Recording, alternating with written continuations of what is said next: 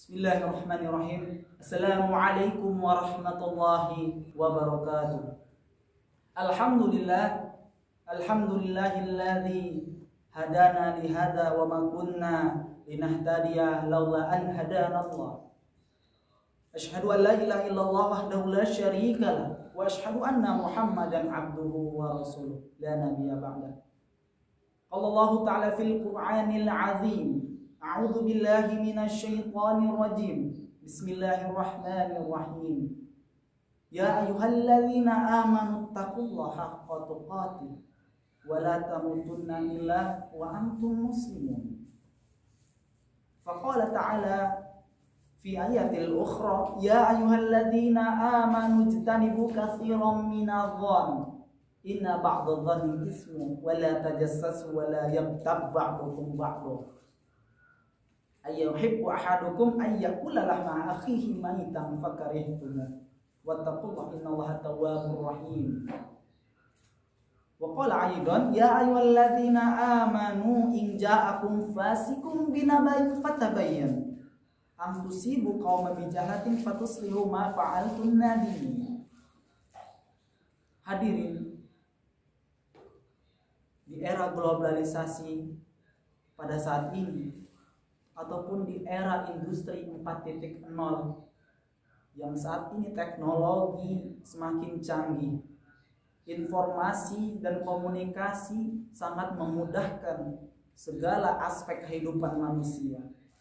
Akan tetapi banyak di antara manusia itu masih belum bisa menyikapi dengan baik apa yang ada terhadap di era yang sangat canggih ini.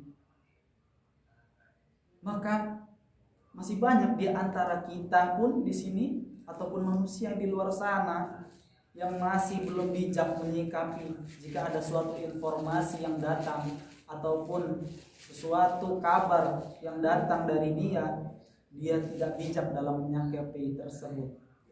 Maka timbullah suatu prasangka-prasangka buruk, timbullah sesuatu dugaan-dugaan yang tidak diinginkan dari Islam, tidak diinginkan oleh Allah dan Rasulnya.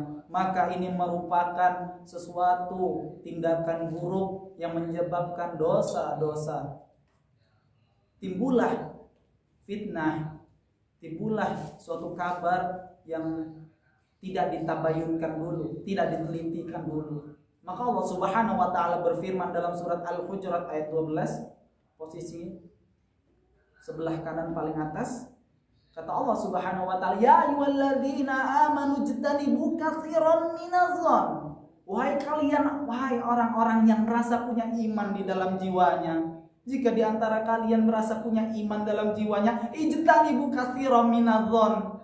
Jauhilah di antara kalian minadh-dhann, dari berprasangka buruk terhadap saudara kalian. Inna ba'dadh-dhanni ismu wa la tajassasu wa la yagtab ba'dukum ba'dha. Karena sesungguhnya di sebagian prasangka itu bisa menimbulkan dosa besar di sisi Allah Subhanahu wa taala. Wala tajassasu wala yaghtab ba'dukum ba'dha. Maka janganlah kalian cari kesalahan-kesalahan di antara saudara kalian. Ketika kalian timbul prasangka dalam hati, maka otomatis lisan yang akan berkata. Ketika ini sudah terformalisasikan, maka lisan akan berkata, mencela, menggunjing, menggibah saudaranya sendiri. Wala yaghtab ba'dukum ba'dha, maka itu akan perbuatan tercela, menggunjing saudaranya. Ayyuhibbu ahadukum ayyakula lahma akhihi maitan fakarihtum. Apakah kalian suka memakan bangkai manusia atau bangkai sesama saudara kalian? Wattaqullah, bertakwalah kepada Allah. Innallaha tawwabur rahim, maka Allah itu Maha Pengampun, Maha menerima taubat. Maka hadirin, ayat ini menjelaskan bahwa kita untuk menjauhi prasangka, menjauhi kesalahan-kesalahan saudara kita, menjauhi segala sesuatu yang dapat menimbulkan permusuhan dan juga ketidaksukaan Allah kepada kita. Ayat ini pun dikuatkan oleh beberapa ayat lain. Wa ma lahum bihi min ilm di surat An-Najm Iyattabi'una ila dhanna wa inna dhanna la yughni minal haqqi syai'a. Mereka mengikuti sebagian tanpa ilmu mereka, padahal prasangka yang mereka lakukan itu sebenarnya la haqqi syai'a, tidak benar sedikit pun. Bahkan di surat Al-Yunus, surat Yunus itu pun dijelaskan di surat ayat 30 bahwasannya inna dhanna wa inna dhanna la yuqni minal haqqi syai'a, karena sesuatu prasangka buruk tersebut tidaklah baik, tidaklah berguna. Maka hadirin, jika kita perhatikan asbabun nuzul ayat ini, ketika Rasulullah SAW memerintahkan sahabat Al-Walid untuk menarik zakat di perkampungan Bani Al-Mustalaq, ketika tersebut Rasulullah mendelegasikan sahabat tersebut. Ketika sahabat Al-Walid radhiyallahu anhu ini sampai perkampungan tersebut, warga perkampungan tersebut keluarlah membawa suatu bingkisan sedekah ataupun zakat. Kemudian Al-Walid ini mengira bahwasannya ketika masyarakat tersebut keluar, Bani Al-Mustalaq tersebut, dia menyangka bahwa mereka akan menyerang dia. Pulanglah Al-Walid ini menghadap Rasulullah, "Ya Rasulullah, aku telah sampai ke perkampungan Bani Mustalaq. Kemudian mereka hendak menyerang aku dan mereka hendak," di riwayat yang lain disebutkan mereka murtad, keluar dari agama Allah. Naudzubillah. Kemudian Rasulullah SAW tidak begitu saja menerima mentah-mentah informasi kabar dari sahabat Al-Walid radhiyallahu anhu. Rasulullah kemudian bertabayun memanggil sahabat Khalid bin Walid radhiyallahu anhu untuk mengutus Khalid bin Walid menuju perkampungan Bani Al-Mustalaq. Ternyata apa yang dilihat Khalid bin Walid tidaklah sesuai yang disampaikan oleh sahabat Al-Walid radhiyallahu anhu. Bahwasannya perkampungan ataupun Bani Al-Mustalaq di sana sedang mendirikan azan, kemudian juga menunaikan salat, dan ketika Khalid bin Walid menagih zakat, maka mereka memberikan zakatnya. Ini merupakan sesuatu yang memang pentingnya kita untuk cross check terlebih dahulu ketika kabar itu datang terhadap kita, dan juga ini merupakan suatu pelajaran penting kita untuk bertabayun ketika kabar ataupun informasi yang datang dari kita, baik itu bersifat online ataupun offline.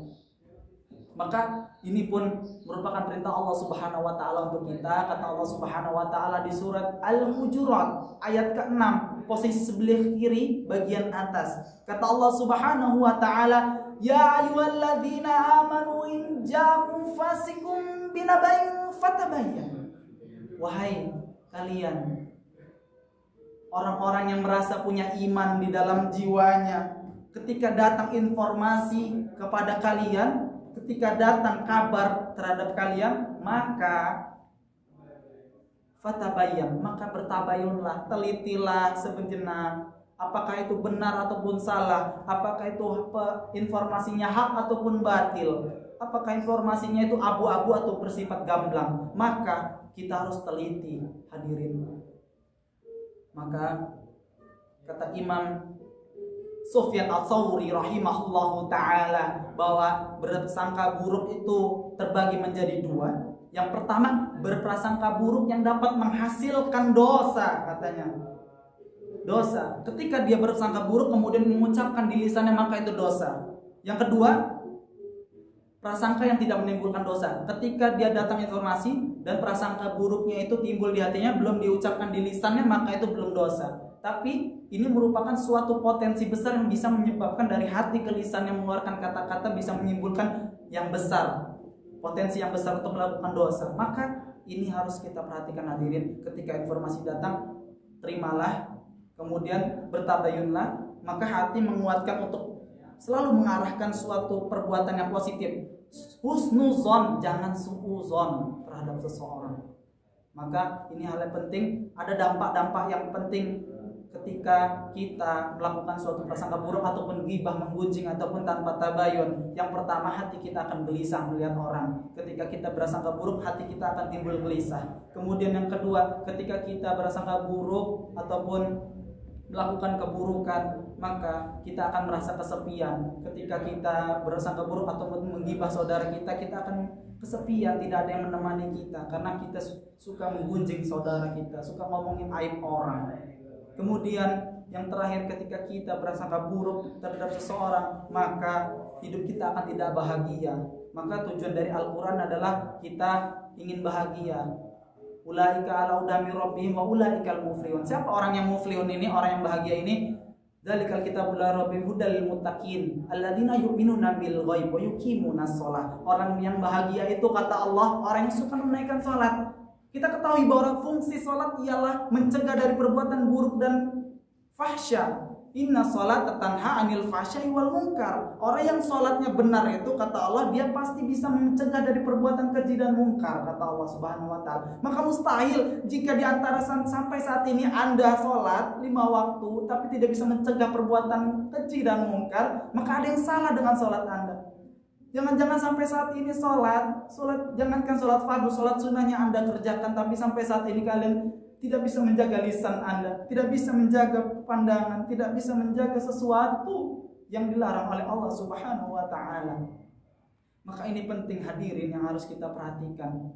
Maka di antara kita harus menghargai saudara kita harus menghormati saudara kita, sehingga kita timbullah rasa ukhuwah Islamiyah, ukhuwah wataniyah. Kita akan memiliki rasa kasih sayang dan cinta. Kata Allah Subhanahu wa taala, innamal mu'minuna ikhwah. Sesungguhnya kalian adalah bersaudara, kata Allah Subhanahu wa taala dalam surat Al-Hujurat. Kalian adalah saudara, saling mencintai, saling menyayangi. Dalam bahasa Arab, saudara itu terbagi menjadi dua. Yang pertama ikhwan dan ikhwah. Ikhwan itu adalah saudara tanpa sedarah, ikhwan. Tapi kalau ikhwah, ia saudara tapi sedarah, hubungan saudara kandung.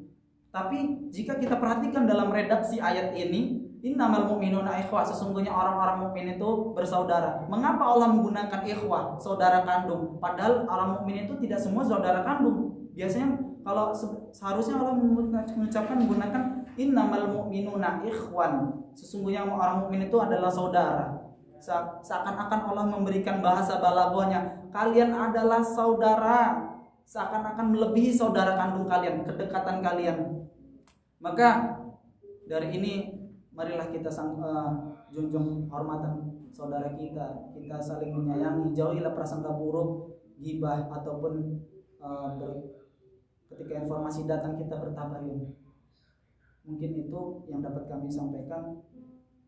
Kurang lebihnya kami mohon. Barakallahu wa lakum fil Qur'anil azim wa nafa'ani wa iyyakum bima fihi minal ayati wa dzikril hakim wa taqabbal minna wa minkum tilawatahu innahu was-sami'ul 'alim. Aqulu qawli hadza wa astaghfirullaha wal ghafurur rahim.